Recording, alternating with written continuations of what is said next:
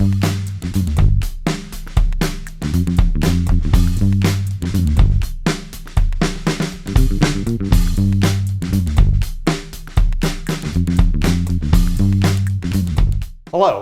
and welcome back to Unplanned, the show about cities and how they work. I'm Sam, your host.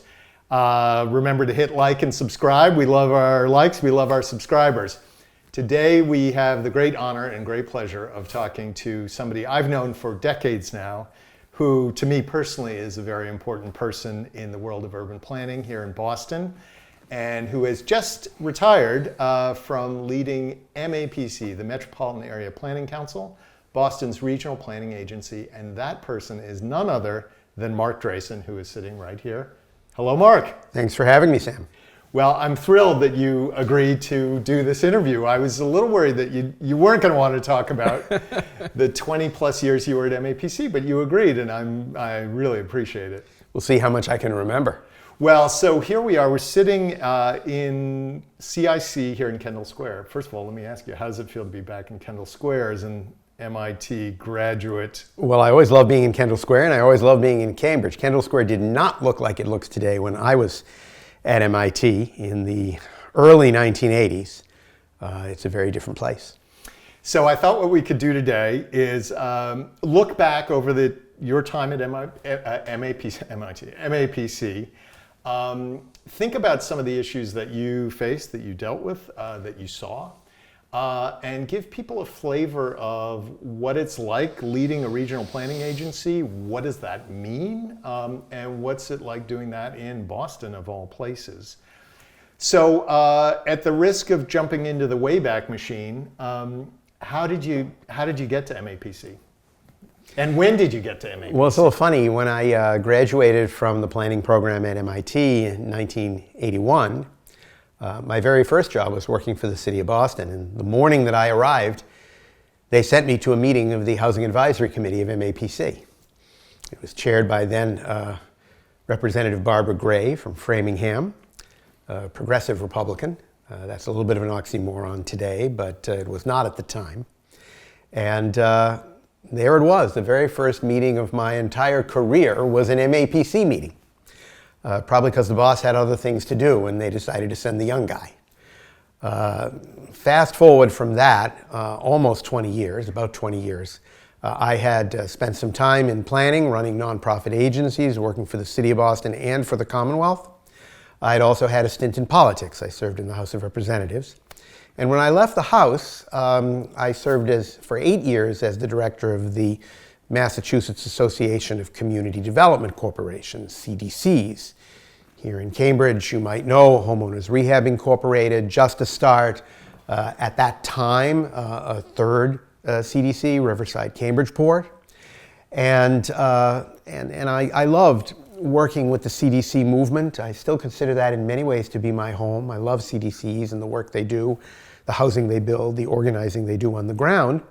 But after 8 years, it was time for a change, and the position of director of MAPC came up, and I decided to pursue that, and was really fortunate enough to receive the position. And I stayed there for 22 years, trying to grow the agency, trying to have more impact, trying to deal with some of the critical land use planning and other issues that we face in the greater Boston region. Well, let's go back to some of those early days, and let me just highlight something that I've known about you, which you sort of alluded to, which is that I think you're a housing planner. Yes. First and foremost. I like to say I'm a housing planner married to a housing planner, so there's not much doubt when we talk about at dinner. Right. And then we're still going to stay in the pre-MAPC days for just half a second. Yes. Because you did dip your toe into politics, into Yes. local politics, and you were up on Beacon Hill. When was that? What years? I was there in the 90s during Bill Weld. Right. Bill Weld was governor. Actually, Mike Dukakis swore me in. Yeah. But then a couple of days later, Bill Weld took the oath of office as governor, and was governor during the time that I served in the House. It was a difficult time, Sam. It was a downturn in the economy. Right. State revenues were weak. My ability to get lots of things done was somewhat constrained by that, but still passed a number of bills related to condominium conversion, the solvency of condominiums related to pharmaceuticals. I worked a lot on substance abuse issues, and of course, I worked a lot on building and preserving affordable housing. I served on what was then called the Housing and Urban Development Committee. Today is just called the Housing Committee. And I learned in the legislature that actually, although I've always seen myself as a policy wonk, the thing that turned me on the most was just being able to do things for constituents. People would come in with complaints and difficulties and problems in their lives. Sometimes going to a state rep was the right place to go. Sometimes it was the wrong place to go. But I really found that I enjoyed helping them solve their problems.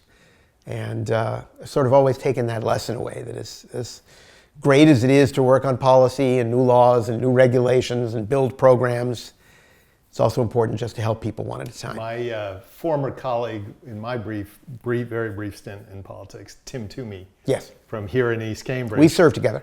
Oh, of course, Yes. because he was a state rep. Yeah, and that's right. That was a constant theme with Tim Toomey. Could you Yeah. be a state rep and a city council? Yes. Turns out you can. Yes. But I remember asking him the same question as I was starting out, and he said, "Well, you talk about all these things," and then he always had this little twinkle in his eye, and he looked at me and he said, "And then every once in a while, you can actually help somebody with one of their problems, and that makes right. it all worthwhile." Exactly. And as you can tell, that comment has stayed in my head for Yeah. 20 years or whatever it is. So there you are. You're coming out of politics and out of the CDC world Yes. and the housing world, and you get to MAPC. Now here's a quiz question. What were the issues back in 2002, 2003 when you started?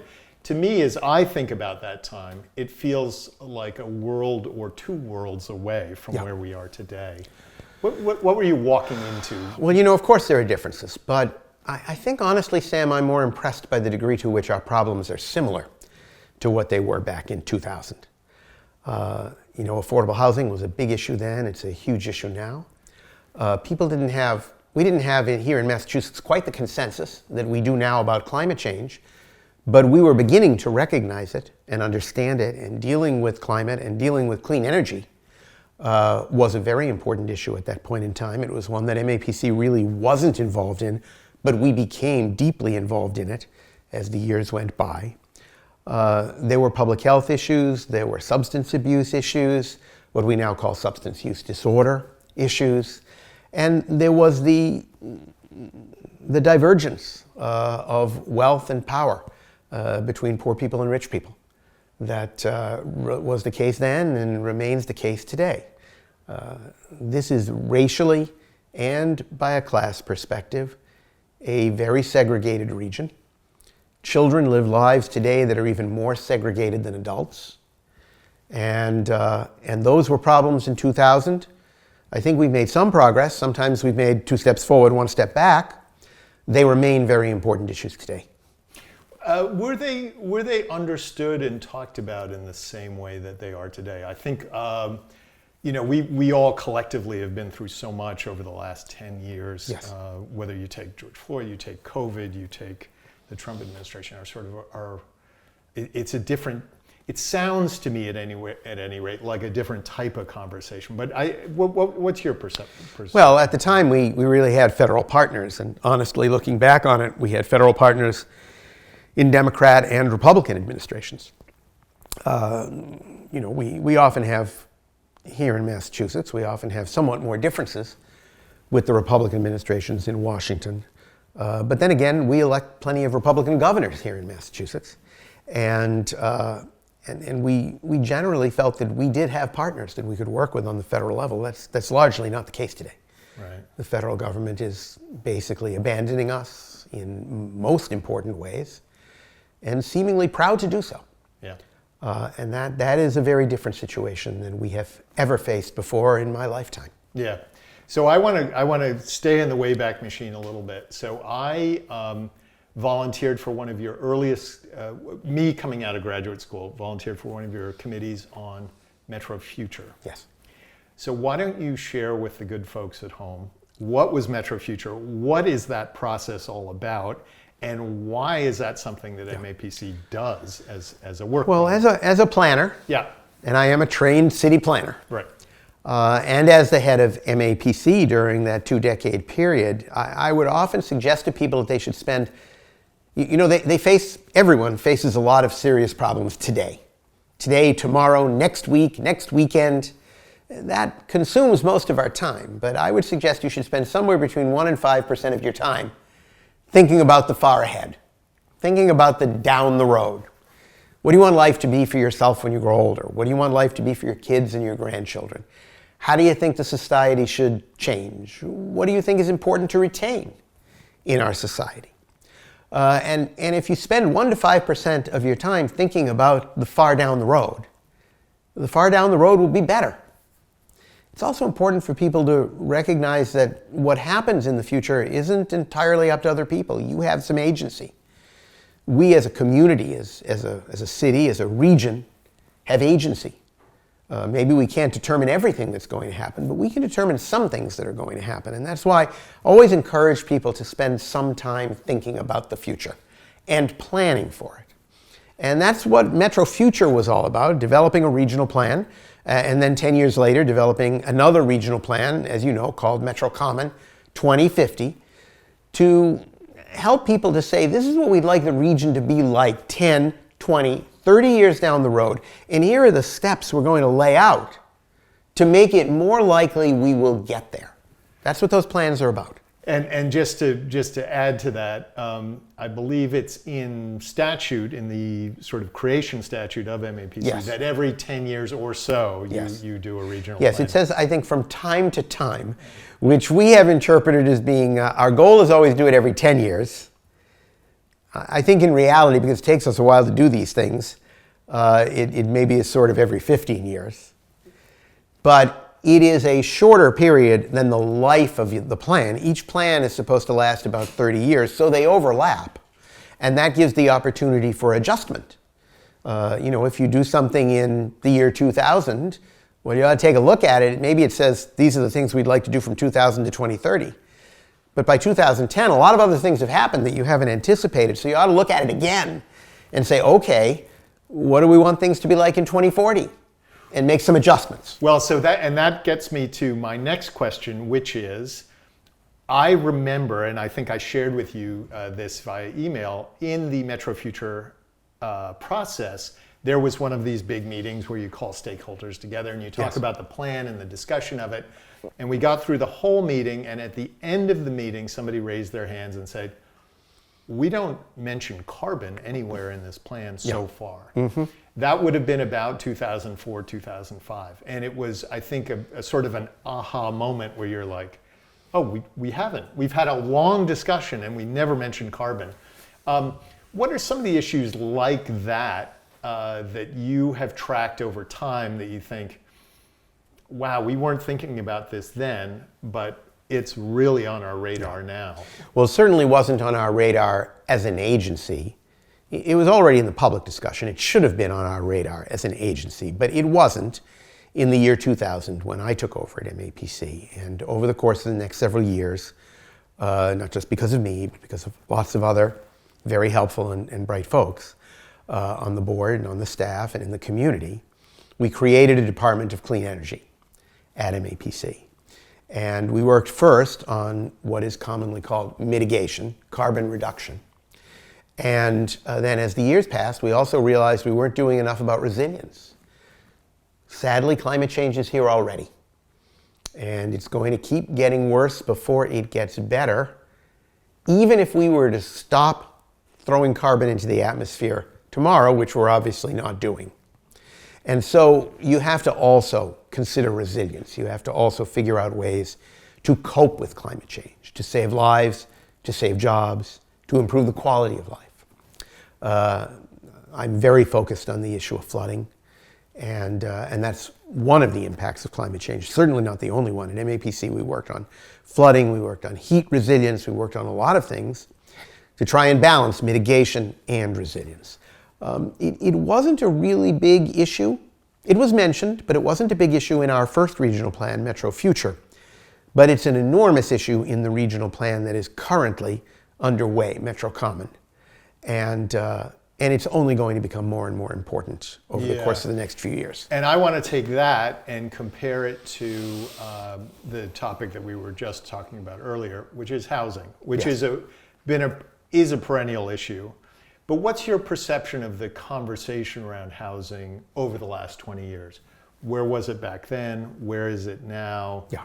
How do you, given the totality of your experience, what's your read on that topic? You know, Sam, remarkably little has changed. Some things have changed, and you're right. People sometimes, like generations, talk about the same problem in different ways, with different lenses. I guess at that point in time, we were a little more focused on rent control and regulation. I still believe that modest, appropriate rent control is appropriate and should be part of our toolkit for dealing with housing. But these days we talk more and more about supply, reducing the barriers to developing housing units, and allowing people to build the housing we need, because a good part of the housing crisis stems from the fact that most municipalities, not all, have very intentionally reduced and limited the ability to build housing. When you live in an attractive region, which is a growing region, we're not growing fast like some places in the South and the West, but we're also not depopulating. Eastern Massachusetts and the greater Boston region is growing. If for years and years you keep importing more people and you don't build more homes, you're going to have a housing crisis. And housing is going to become too expensive for the people that are here, and then they will begin to leave. One of the ways I saw this at MAPC is, we have a staff of about 120, and I'd say every 3 months I would lose another person. And I did an exit interview with every one of these people, and very often they would say, my partner and I, we just finally realized we're never going to be able to buy a house here. And they'd leave. I just want to go back to your observation about your own observation about housing and the discussion around housing, that if you go back to the 90s, and this was my experience in my brief dipping my toe into local politics, it was a regulatory discussion. Yes. Should we cap the amount somebody can charge for rent? And then it became a free market discussion. Yeah. How do you just juice the machine to create more? First of all, do you think that's a fair observation? And what do you think that says about us? It's a fair observation. I should note that the discussion about building housing, and especially about building affordable housing, is not entirely a private sector discussion. We have a very robust sector here in Massachusetts that builds mostly affordable housing, with a lot of government assistance, but also with private investment. That can, the housing authorities, the community development corporations, the regional nonprofits, and even the private for-profit sector build a lot of affordable housing in Massachusetts, need to build more. But yes, you're right, it is more a supply discussion now than it is a regulatory discussion. And my feeling on that is, you have two hands, you ought not to tie one behind your back. This is not a problem that can be solved entirely by regulation, and it's not a problem that can be solved entirely by supply. You need a little bit of both. Both hands need to work together.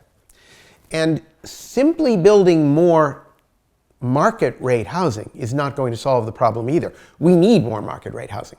We should reduce the barriers to producing market rate housing. But if we don't also produce affordable housing and find ways to keep that housing affordable over the long term, we are never going to serve the tremendous portion of our population that is challenged in a very expensive housing market. It's not going to become inexpensive overnight. One statistic I often use, and I think it's a pretty simple one to understand, is that about 10% of all the homeowners in Massachusetts and 25% of all the renters from Provincetown to Pittsfield spend more than 50% of their income on housing. Those are enormous numbers. If you're spending more than half your income on housing, and those folks tend to be less wealthy people, then you're cutting corners somewhere else. You're cutting corners on education, you're cutting corners on food, you're cutting corners on healthcare. You got to be cutting corners somewhere if you're spending 55, 60, 75% of your income just to put a roof over your head. That problem cannot be solved just by building luxury condominiums and luxury rentals. We've got to build more affordable units too. Yeah. All right, I'm going to switch gears a little bit to a different area of planning, which is one of the areas that I found so interesting as a function of planning, of urban planning, and that is the time horizons that are involved in planning. So in the political world, in the public meeting world, it's often, how do we get this today?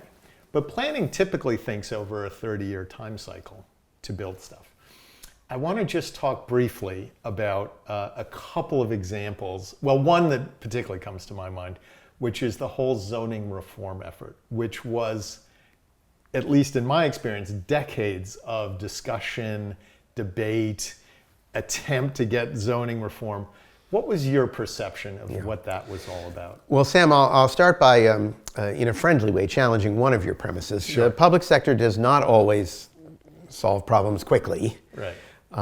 They may talk about them and recognize that it's necessary to solve them quickly, but usually things in government move at a leisurely pace until there's a crisis. You know, very sadly, we've seen this with this tragic fire in Fall River just a few weeks ago. Now all of a sudden everybody's dealing with the question of fire safety at assisted living facilities, at nursing homes, adequate staffing levels for fire departments in gateway cities. It's not like we didn't know these were problems. It's not like we haven't been talking about them for years. Sometimes people pretend that they just found out, but they didn't. And we need to find a way in the public sector, I think, of responding more quickly to problems before there's an obvious and tragic crisis. Now, the planning field very intentionally tries to think far ahead.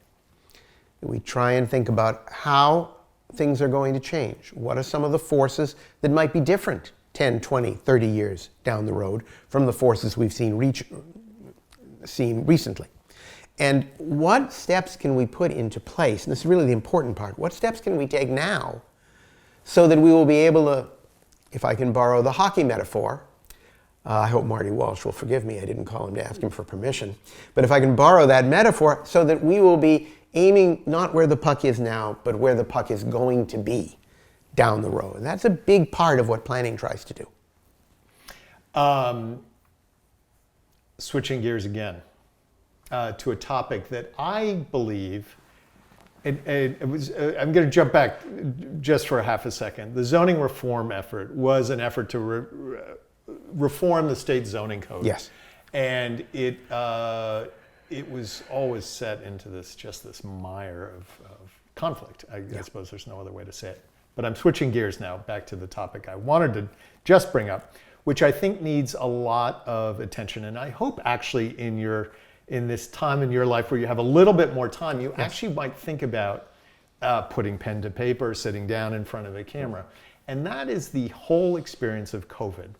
So you ran MAPC when this global pandemic hit the Boston region. And talk about upsetting the apple cart. It completely threw all the apples on the ground. One of its byproducts is this show, because we were all sitting at home and I thought, wouldn't it be interesting to start talking about urban planning from that? That's not the important part of COVID. But it also did something that I thought was very interesting, and I remember saying this in an MAPC meeting, which is it ran the experiment we never thought we could do. What if you shut down an entire city for an entire day? Yeah. And of course that happened all over the world. For more than a day. For more than a day, Right. For days and days and days and days. But you were running an agency that was actually integral to a lot of the ways in which cities work, and not just one single city, but all the cities in the region.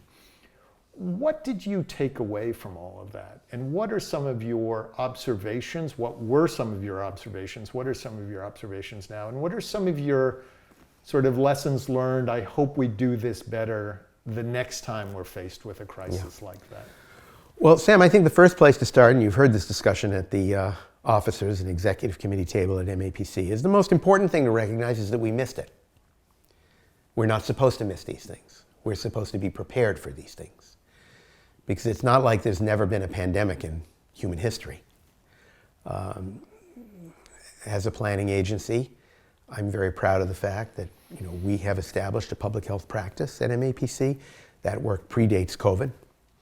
But none of us in the planning field or in state or local government had a real meaningful plan to deal with this eventuality. And that should not happen again. I have to tell you, I'm not very hopeful at the moment about fixing that problem because, first of all, neither in Massachusetts nor nationally have our political leaders had the courage to establish a real, bipartisan, expert-based commission to investigate what happened at the time of the pandemic, what we did well, what we did poorly, how we can do things better in the future, as we did with the 9/11 Commission. Nothing like that has happened with COVID. And I think that's an extraordinarily important thing to do. I'm actually going to jump in here. Yes. Did you use the word courage? I mean, do you think it's a lack of courage on the part of people to rip open the Band-Aid and see what was underneath there? I mean, as a recovering politician, and I'll be a recovering politician for the rest of my life, because I did more than dip my toe in. Yeah. I went in at least to the thigh, I would say. Was the water cold? Was the river Mostly moving it was fast? cold, but sometimes not so. I've always said that the thing that's lacking is not intelligence. Very, very intelligent people in government, elected and otherwise. It's not progressivism. There are great people on the right and the left and in the middle. It's courage. That's the thing that's lacking. It's the ability to do the unpopular thing when it must be done. Why is it scary to do this? Well, it's scary because we live in a democracy. People rightly understand that they are, they owe their jobs next time around to the people. Sure. Folks worry that if they do something other than the popular thing, if they do the courageous thing that is required, that they'll be punished at the ballot box or attacked by their colleagues or the media. A lot of that is a good thing because, yes, this is a democracy, we hope. We hope it remains a democracy where the people rule. But it's also a representative democracy. And elected officials have to have the courage to do difficult and unpopular things from time to time. And why is COVID, what is it about COVID that makes that particular challenge? Well, I don't think people lack the courage to plan for a pandemic. I honestly think they lacked the focus. They didn't consider it likely enough. And so they didn't prepare for it adequately. A few people did, but mostly we were unprepared in the country and in the Commonwealth. Where I feel courage is lacking is in what happened after the pandemic. We still need a commission, and we still need to study and learn from the experience, and we need to be better prepared. Unfortunately, now I know in Massachusetts a lot of efforts are underway within the Healey administration and in individual cities and towns, including Cambridge and Boston, to be better prepared next time around. But nationally, we are literally striving to be less well prepared. That's where we're going under the Trump administration and with the current Congress. And that is a tragedy of immense proportions. We lost so many people last time. And we should be better prepared. We should learn for it. We should have dusted off the plans and protocols to be able to respond quickly and early enough and effectively. The one thing we did as a country that was most effective, and I wish President Trump would take credit for, is Operation Warp Speed and getting a vaccine that saved millions of lives in America and throughout the world. But instead, they're fighting and arguing against vaccine technology and discouraging people from being vaccinated. You could barely make that up as a comedy routine, and yet here we are. The other place I think we lacked courage, and this is important to the work of MAPC, is, I worked day in, day out, and so did my team, with the leaders of every single municipality. All of the 101 municipalities in our region, and leaders from throughout the rest of the Commonwealth. We came together twice every week on Zoom. In the middle of the week, we would meet with Baker administration officials or federal officials. And on Sundays, we would just meet with experts from the hospitals, the research labs, and the technology companies. And I would say that the cities and towns took tremendous steps toward presenting a unified front and working together to help each other out. But yes, the Baker administration did not well, adequately make the decisions that needed to be made on the state level. They deferred too much those decisions down to the cities and towns because they did not want to take the heat for it. And you just can't, close a restaurant in Cambridge if Arlington isn't going to do it, or in Arlington if Lexington isn't going to do it. There were some decisions, and I could list a lot, that were more important than restaurant closures, that have to be made at a statewide or even a New England-wide level. And for the most part, they did not show the courage and willingness to do that. And I think we suffered for that. Not so much at the very beginning of the pandemic, but even worse during Omicron, about 9 months later. A lot of the people who died during that 3 to 6 month period in 2021 did not need to die if we had taken better and stronger steps to prevent the spread of the virus. And so there is a current governor, there will be a future governor. Your takeaway recommendation to them is what? Well, create the plans, I think, with the regional planning agencies and the public health world and our cities and towns to decide exactly what are we going to do, what information do we need, how do we share that information, what are the first 6 decisions you have to make, what are the next 20 decisions you have to make if we get a signal that another pandemic is starting. And hopefully the federal government will be there to give us that signal. I'm not so sure right now. The second thing is make more decisions on a statewide level. Not every decision, and due and appropriate discretion and certainly discussion needs to happen with cities and towns. But many cities and towns are not in the position to make decisions which might be ineffective if their neighbor doesn't make the same decision. Those kinds of decisions need to be made on the statewide level, and any governor, R or D, needs to be prepared to make some of those tough decisions.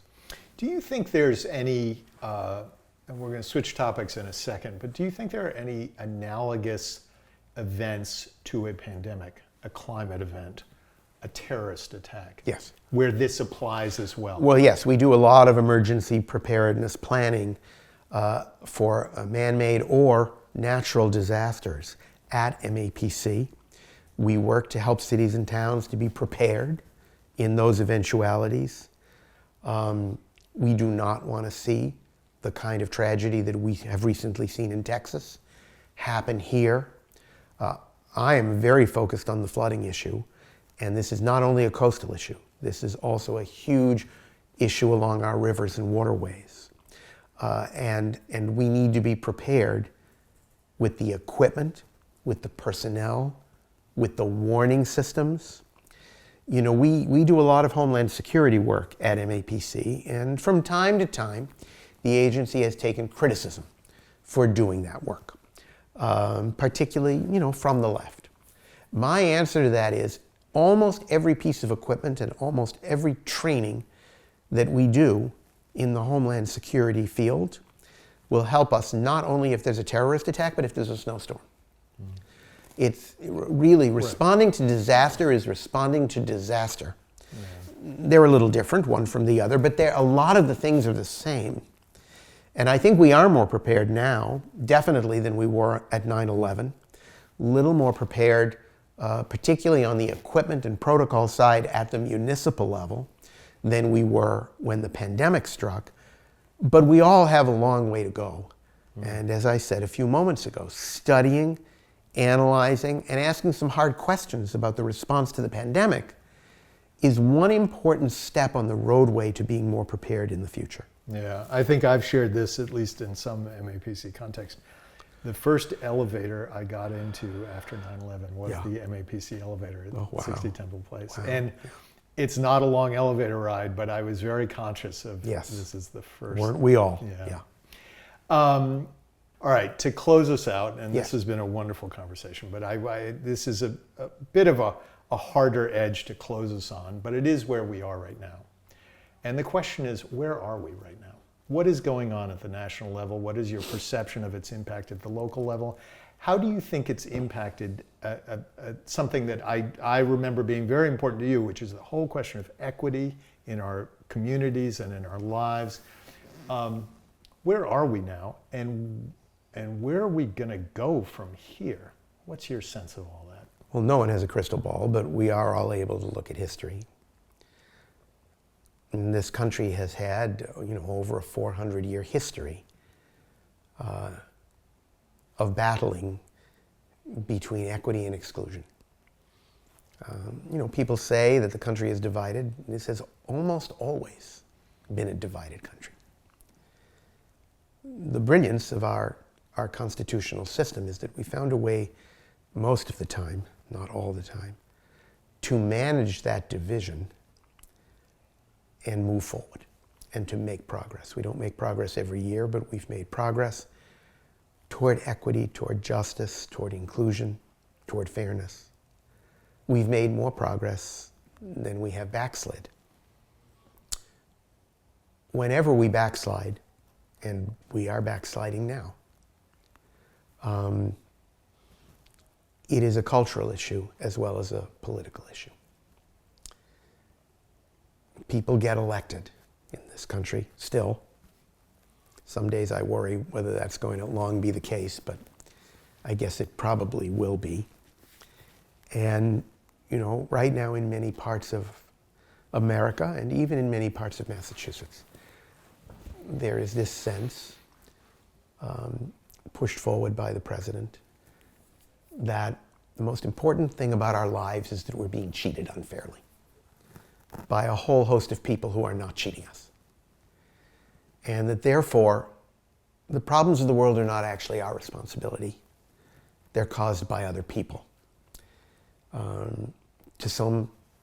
Sometimes that's immigrants who are blamed. Sometimes it's poor people who are blamed. Sometimes it's people of a certain race or several racial or ethnic groups who are blamed. Sometimes it's a party who's blamed. Sometimes it's even Canada which is blamed, which is bizarre, in my opinion. As a New Englander, I have a closer relationship with Canada than many parts of the country do. But the common thread there is blame. It's governing through blame. That has never moved us forward. It's not going to move us forward this time. I think we all have to work to encourage people to recognize that that is not the path toward progress, and to get ourselves back on the right road of figuring out what we can do first to make our lives better for the next generation, to figure out what other people need to do, and to figure out what we as Americans can do together across racial lines, across state lines, even across cultural lines. I believe we're going to get there because we've backslid before and we've slowed that down and climbed back out of the hole and then ended up in a better place than we started in. That will happen again, but I will also tell you that in 2016, the period of time between 2016 and 2025 is longer than I would have hoped. And we're going to have to continue to work on it, and I know that I'm committed to continuing to work on it, and I think other people are, and I think our Commonwealth is, which is very important. I was just with the governor a couple of nights ago, and one of the things that impressed me was the unity of most of the New England governors and the Canadian premiers in Quebec and the Maritimes, all working together across state and international lines, just to ignore every now and then a little bit of the noise, roll up your sleeves and make progress. And that's where we have to go, and I'm hopeful we will go there. Well, that's wonderful. And as we close this out, you've just stepped down from MAPC. This is honestly your last question, I promise you. What are you up to now? What are you doing?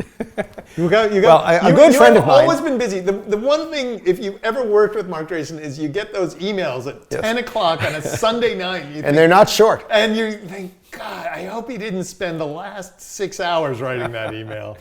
What are you doing? What are you doing? Well, a very good friend of mine, Yeah. who I'll name him, Don Walsh, who used to be vice president of MAPC, told me, in giving me a little bit of retirement advice, that I should spend the first 3 months doing nothing. Yeah.